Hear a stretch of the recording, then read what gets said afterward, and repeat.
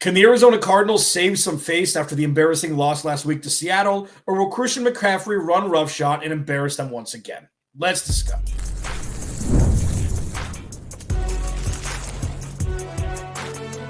You are Locked On NFL Crossover, part of the Locked On Podcast Network.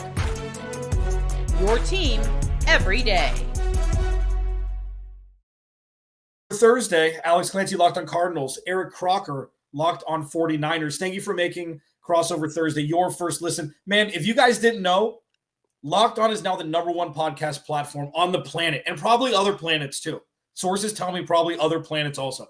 If you haven't appreciated football up to this point, you're an embarrassment. We're over half the way through the season. I don't care how well your team is doing or not. Appreciate football, and that's what Croc and I will bring to you today. Today's episode of Crossover Thursday is brought to you by Prize Picks. Download the Prize Picks app. Use code LOCKEDONNFL to get $50 in lineups after you play your first $5 lineup.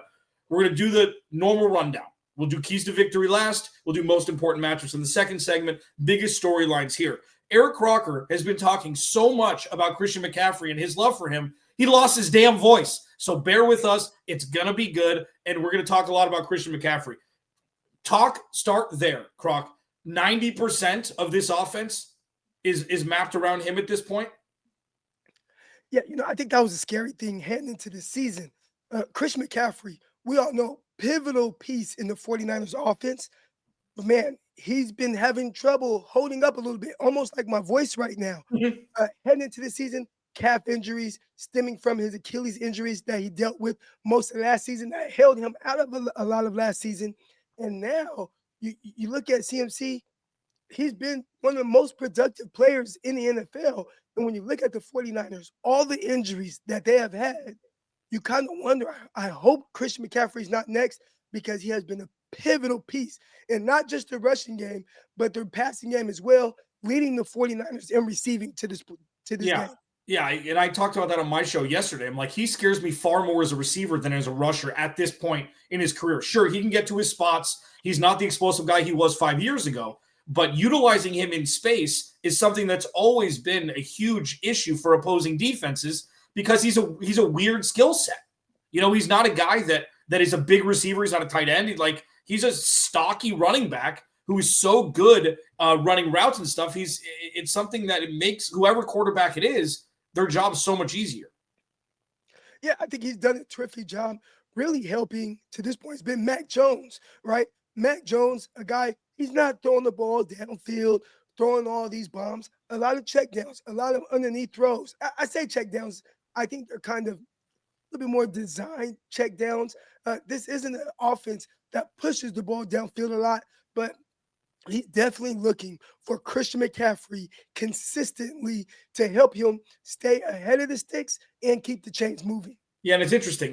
When you look at these two teams, there's a lot of similarities on the field, roster-wise, injury-wise. These two backup quarterbacks playing, question marks surrounding, is the current quarterback a better option for the team moving forward than the one who's making $40+ million a year? Stars hurt far more on the 49ers side. Nick Bosa, Michael Williams, Fred Warner, you guys are never healthy. The only difference is, and then for the Cardinals, Walter Nolan was banged up. Will Johnson missed last week. Max Melton missed last week. Mac Wilson missed. Marv's going to miss the next potentially 2 to 4 weeks with an appendectomy, recovering from that. What the 49ers have been able to do forever is overcome all injuries and just still win football games. So talk to me about how that's different, because the Cardinals have an inability to do that when they've got big name guys injured. Now, I think the 49ers kind of struggle with that as well. And when you look at the seasons that they do well, they have really good health. They do very well. When you look at the seasons that Kyle has done bad, which it's almost been 50-50 to this point in his career coaching with the 49ers, they've fallen off a cliff when they have injuries mounting up. This is the first season that the 49ers have been able to maintain being competitive, although having the amount of injuries that they've had. And I think they've done a really good job of that. A big part of it, I think it's Mac Jones. Mac Jones again, not this amazing star quarterback or anything like that. And if you ask me, all things being equal, who's the better quarterback, Mac Jones or Brock Purdy? I said, Brock Purdy. Is Brock Purdy $50 million a year better than Mac Jones? I don't think so. And when you see Mac Jones, lead the 49ers right now, he's 5-3 as a starter while missing a lot of key guys. Again, I do think it helps to have Christian McCaffrey out the backfield, but he's done a really good job of kind of keeping the ship steady and making it to where when Brock Purdy does return, the team is in a position to where they're still competitive for a playoff push. Yeah, I mean, Mac Jones has some Baker in him. He's got a little swag. He doesn't care about his body when he's on the field. If he can walk with 2 feet, he's going to be playing quarterback. There was one game, I can't remember what it was. It was down the stretch. It was a super tight game, and he could barely walk. And he was just marching dudes down the field. It was a Rams game. That's what it was. That's right, first Rams game. And, with the Cardinals, it's the biggest storylines is like, well, what do you do with Kyler? Well, is this Kyler's fault? Is the offensive line just so bad that it doesn't matter? Is it Drew Petzing, the offensive coordinator? Is Jonathan Gannon not holding people accountable? Is it just players not producing? You've played ball, okay? And I want to ask you this. I asked Jamil Douglas, who is the former NFL guy who's on the Cardinals squad show. I asked this a bunch. In this kind of situation, you've seen the turmoil surrounding the Arizona Cardinals. We've been doing this a long time. When you look at the Cardinals' struggles this year, the first 5 losses are with 13 total points, by 13 total points. More than not, is it players not playing or coaches not coaching that really defines those one score losses? And I know it's not absolute, but by and large, what will you side with more? I think a lot of times, and this reminds me of the 49ers, 2017. People may forget this, but this is Kyle Shanahan's first year. The 49ers broke a record. They lost 5 straight games by a combined, I think each game it was by 3 or less points. And that had never happened before. But it turned out Jimmy Garoppolo, once he got there and he started, they went on a 5-game win streak. Right. So sometimes you are a player away that does these little things that maybe don't always quite show up big on the stat sheet. I think the difference during that time with Jimmy Garoppolo stepping in, sustained drives. They were scoring more points per drive, keeping the opposing teams off the field. That is huge. And right now with the Arizona Cardinals, I've seen the turnovers. I've seen the issues. I saw early in the game, Seahawks drove down the field, scored a touchdown. The very first drive, boom, they score a defensive touchdown. Those things really hurt. And a lot of times it's on the quarterback to kind of keep everything together. So it could be coaching. It could be some of the injuries. But more times than not, if you have a quarterback that could just keep you in the game and maybe come through in a clutch moment like I did see Jimmy Garoppolo do in 2017, that could potentially be the difference. Yeah, well, they traded for him in later in the season, right? Then they went 5. It doesn't matter. Yeah, but I think you're right. And that's the thing that I've struggled with most, that my friends in the sports media space and in Phoenix have struggled with most, is if you don't know what the root of the problem is, that's worse than having a problem. And it's you're pointing a finger at so many things. I make the joke, it's like a Men in Black, alien that has 9 arms. I need that to point the blame at all the things that could be going wrong. Regardless of what it is, there's a game going on Sunday. The 49ers are over 500. The Cardinals are not. This is a big NFC West matchup, and we're going to break down all of the most important matchups next on Crossover Thursday here. This episode of Crossover Thursday is brought to you by Supply House. When the opening whistle blows on a new repair, get your crew moving forward with Supply House. Order today and see parts on your doorstep tomorrow. Over 280,000 plumbing, HVAC, and electrical items for the most trusted brands in the business. Their real-time inventory and honest lead times keep you from punting projects, while their industry-leading customer service always has your blind side covered. It's the turnaround time. It's next day delivery. So you don't have to have a hang-up. If you need materials and you're well, I don't have time to go get a bunch of bulk materials, next day delivery. They've got it for you with the Trade Master program. Serious perks, priority shipping, dedicated support line. Visit supplyhouse.com to sign up for free and use promo code SHNFL5 for 5% off your first order. That's supplyhouse.com. Real people, real dang service. Today's episode is also brought to you by Prize Picks. I love Prize Picks. I know Croc loves Prize Picks. You and I make decisions every day, but Prize Picks, being right, can get you paid. Don't miss on any of the excitement of, the NBA, NFL, both. There's no better time to jump in on the action. If you haven't tried it yet, Prize Picks is the simplest way to play. Just pick more or less on at least two player stats, and if you get them right, you win. It takes less than 60 seconds to make your lineup. The cash outs are super fast. Say you hit and you want to cash out to your bank, within 15 minutes at times, you can get your cheese back, which is also an absolute game changer. Download the Prize Picks app today. Use code LOCKEDONNFL to get $50 in lineups after your first $5 play. That's code LOCKEDONNFL for $50 in lineups after your first $5 lineup. Prize Picks, it's good to be right. All right, Crossover Thursday, Eric Crocker, one of the duo that haunt my dreams every damn year. All they do is patronize me. All they do is talk crap. They don't do it, but I see it in their eyes. I know them well enough. Over at Locked On 49ers, no, they do a great job over there. Have been for a long time. Croc, I'm going to go first here with most important matchups because Robert Saleh is licking his damn chops. Okay, we've seen how to expose the Arizona Cardinals with Jacoby Brissett under center. It's the right side of the offensive line. So they'll be lining up on the left side for the defense. With Jonah Williams, it's an issue. The left guard, Evan Brown, is an issue.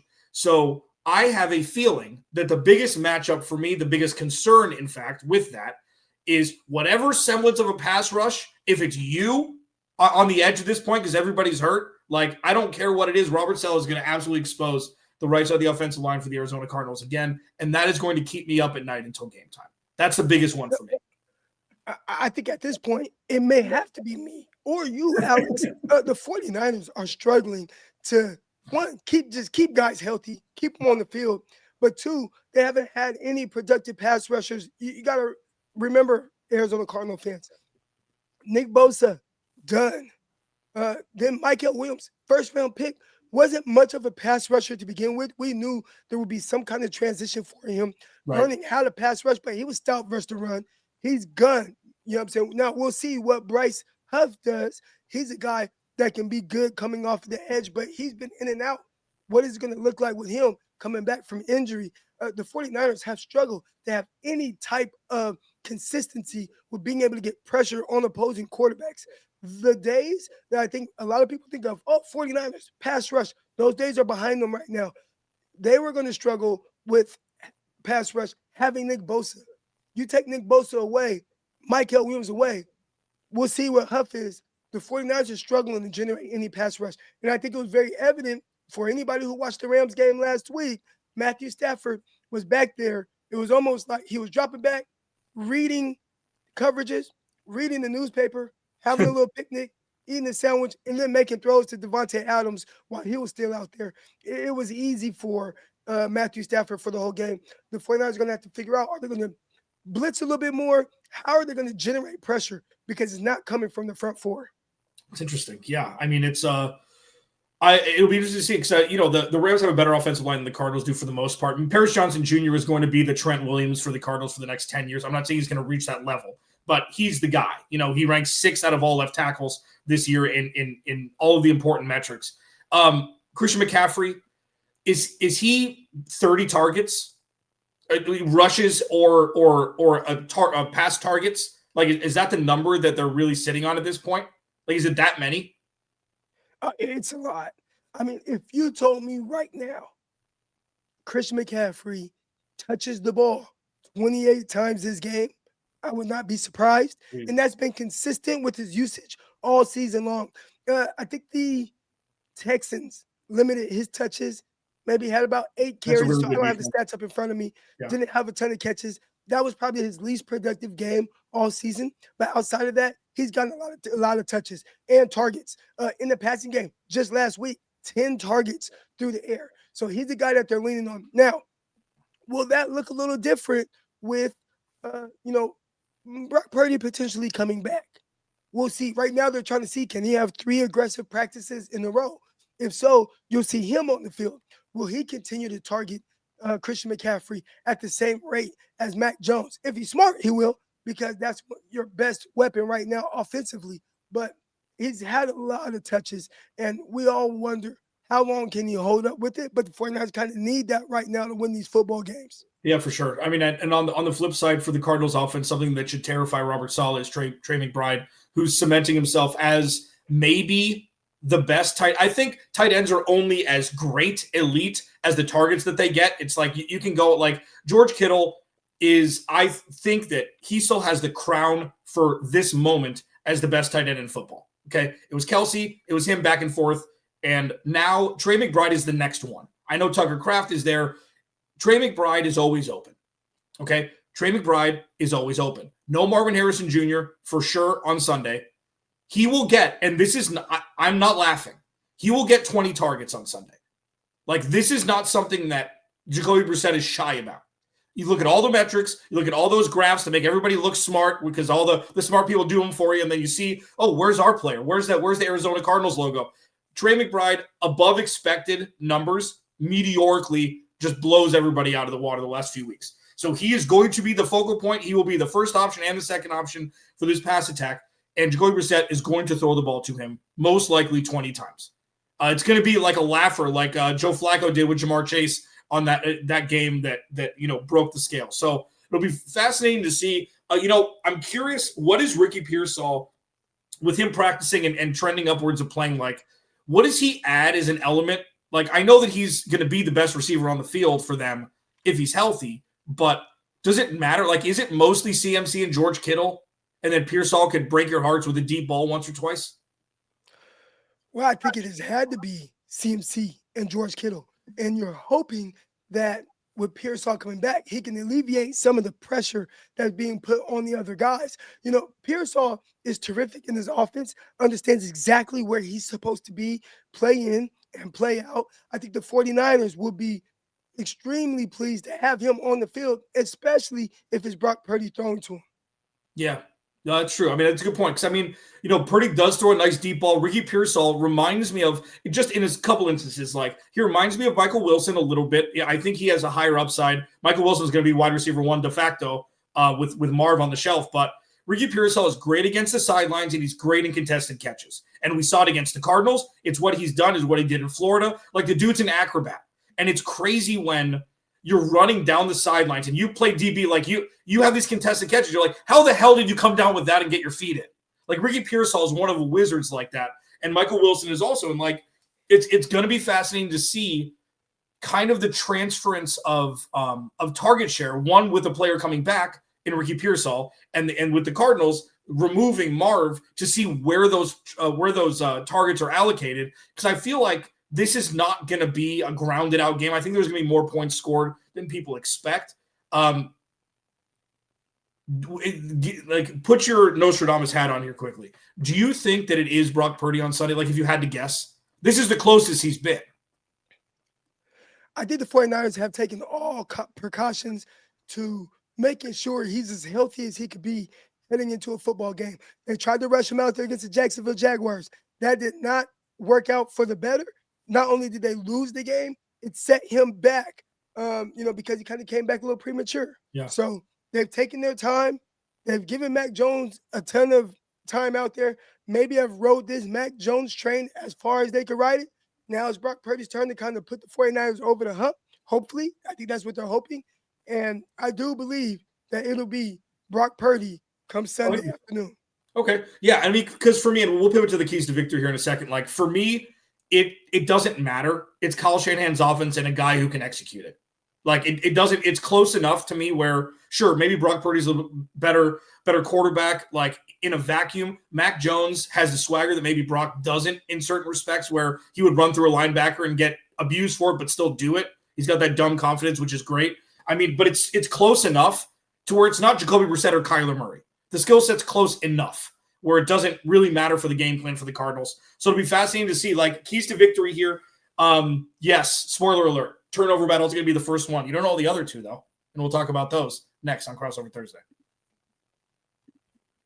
This episode of the aforementioned Crossover Thursday is brought to you by BetterHelp. As the days get shorter and the nights come earlier, it can start to feel a little heavier, especially when life is already packed with work, family, everything else. And this season, it's so important to reach out and check in with friends, family, even yourself. Just like checking on a teammate or reconnecting with someone you haven't seen in a while, you can lift your spirits. Reaching out for therapy can make a real difference too. And BetterHelp makes the first step easier by connecting you with a licensed therapist online from wherever you are. And therapy isn't just for when things are falling apart. It's about staying balanced and growing through the tough seasons. This month, don't wait to reach out. Whether you're checking in on a friend or reaching out to a therapist yourself, BetterHelp makes it simple to take the first step. Listeners get 10% off their first month at betterhelp.com/lockedon. That's BetterHelp, HELP.com/lockedon. Because taking that step forward towards support might just leave you wondering, why didn't I do that sooner? All right, wrap it up here. Eric Crocker, crossover Thursday. Dude. I mean, here's the thing. Turnovers have told the story for both of these teams this year. Very pronounced for the Cardinals with recency bias and the freshness of the strip sacks heard around the world that ended the game with 9 minutes to play in the first quarter, pretty much. Outside of the turnover battle, what are the keys to victory for you to have the San Francisco 49ers reign supreme on Sunday? Man, you got to stop Trey McBride. You know, the 49ers are kind of fortunate that Marvin Harrison Jr. won't be playing in this game. So you got Michael Wilson. You got Greg Dortch. You're going to have to make those guys beat you. It cannot be Trey McBride. That's the one guy that you know can really hurt you. He's a volume hog type guy. He's terrific. I like that you talked about him as one of the better tight ends in the league. Well, I believe he is. So the 49ers are going to figure out who's going to do that. But the 49ers, they don't have Fred Warner at linebacker. We know Fred Warner, terrific coverage guy. He ain't there. Tatum Bethune, D. Winters, the other 49er linebackers that they have filling in right now, not great coverage guys. So you're going to have to figure out an answer to stop McBride. But he's the one guy that can really hurt the 49ers. Yeah. No, it's true. And that's the key to victory. It's like he's going to have – this is going to be – I don't even know how they put a line at it. It's going to be such a joke. Like, this is going to be a Flacco to Jamar Chase situation you'd expect. Now, that's not negating Michael Wilson's ability to make big plays. Greg Dortch is a game breaker when he gets the ball in space. But, I mean, for, like, Trey McBride, but for me, like, the biggest key to victory is keeping Jacoby Brissett off the turf. And namely on the offensive line. Like, that's fine that the pass rush isn't what it was and it was going to struggle even with Nick Bosa healthy. I don't care. This is a race to the bottom. And the offensive line on the right side is a massive liability for a pocket passing quarterback. So we saw it the last couple of weeks. Got sacked 5 times in the first half against Seattle. He got sacked 5 times the week before against Dallas. And 2 of them were Dante Fowler and Jadeveon Clowney. It doesn't matter. Like, I could probably sack Jacoby Brissett coming off the right side. So that is the biggest thing for me, not just for this game, but for his long-term health. Like, it starts and ends with that for me. Talk to me about key to victory offensively for you guys. Because, again, you say if Brock Purdy does start, that throws a wrench into what's been going on lately, even though they lost last week. Talk to me about what that offense could look like with him coming back. I think making Brock Purdy feel like he doesn't have to win the game. You got to get things going on the ground. You got to be able to run the ball. And the 49ers have been very inconsistent being able to run the ball with any type of real success. Christian McCaffrey, back there, he's probably having one of his worst seasons yards per carry wise. The holes aren't quite there. Holes aren't consistent. They've had some injuries up and down the offensive line. That's been a big issue. I think for the 49ers offensively, if they want to come out here and not put all the pressure on Brock with his first game back, you got to be able to run much better than you have for most of the season. Is Trent Williams borderline time to retire? Has he taken a step back this year? You know, he's one of those guys that every year you always wonder, will this be the year? Will this be the year that he takes that step back? And it started off not looking very good for him. But I'd say as of late, he has played much better and it looks a little bit more like the Trent Williams that we're used to seeing. Yeah, because that was always the stat. And listen, I'm cherry picking this, but it was always when Christian McCaffrey and Trent Williams didn't play, Brock Purdy couldn't win games. So it's like that's just what it was. It was either last year or the year before. Like this is, yeah, it's just fascinating to see this Titan. It's like the very good, like the average for him is still better than most left tackles in football. So he's always a force on that left side, 6'7" or however the hell tall he is. Cardinals can't run the ball either. So it's the best part. Like the one thing that can combat bad pass pro is running the ball, and the Cardinals can't run the ball. So it's a double-edged sword where Jacoby's got to throw the ball between 30 and 50 times, depending on how the offense is humming. And, Bam Knight is now banged up at Kim. Like Michael Carter, it's like I'm talking about a deep dynasty fantasy league where you got to start 25 people. Like that's what the running game has been with James Conner's foot injury and Trey Benson not ready to come off IR yet. So it seems like these are very similar situations. And the 49ers have managed to win games. The Cardinals haven't. And it's something that could reach a fever pitch for me if this is a blowout. I don't think it will be. I think it's going to be tighter than what the numbers say. But if the Cardinals get blown out, if it's a replication of last week, we could be talking about coaches not being at their post anymore. Do you see this being a tighter game? I know you guys, do you see this as a scare game for you guys? Well, I think the 49ers have so many injuries that any game can go either way. Like, I don't see the 49ers going into games having this big advantage. Like, this is not the number one defense in the league, 49ers. Yeah. A lot of injuries to that side of the ball, a lot of youthfulness, guys still figure things out.